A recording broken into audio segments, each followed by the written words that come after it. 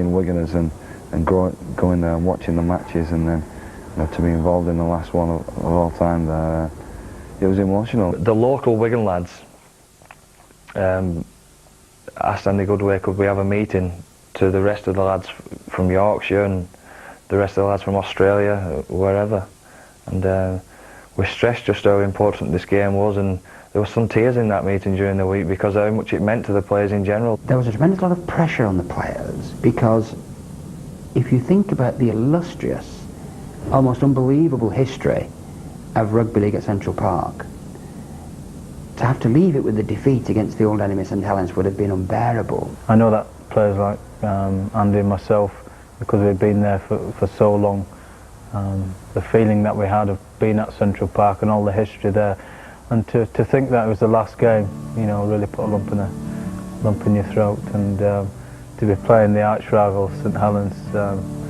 I just knew. I turned up that day, Andy knew as well. We turned up that day and we knew he was going to win.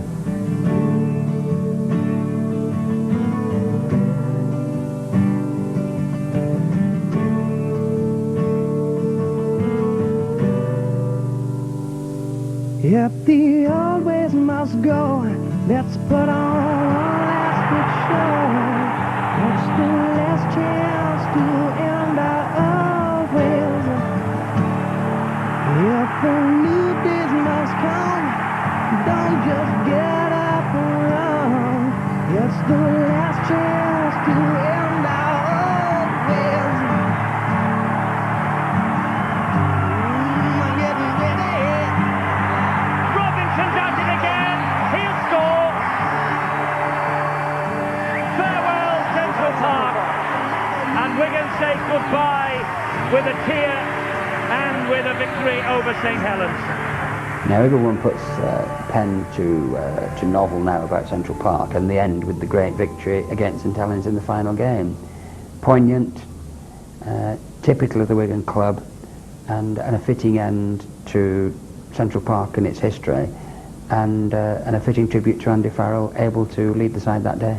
You know, thank God that we won that game, because we wouldn't have been able to go down Wigan again. But the relief when that final whistle went was something very special. As I said, just the relief, the pressure was like 100 kg off your back. That game was so emotional, so draining, so hard, and it took so much out of this club. To go out on a high was such a massive release.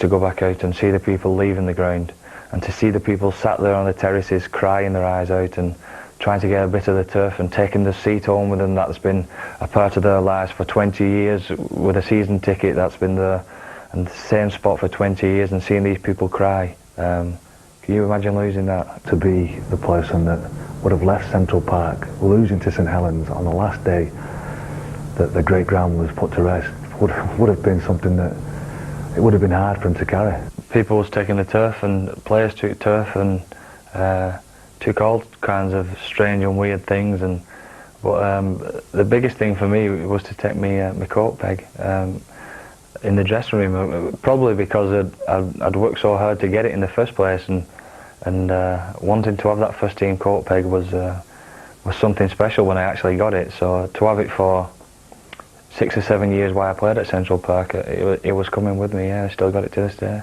Emotionally, I think, you know, it did affect a lot of the players, especially Andy, because, as I say, been there for a long time, and you know, you get used to going down to Central Park.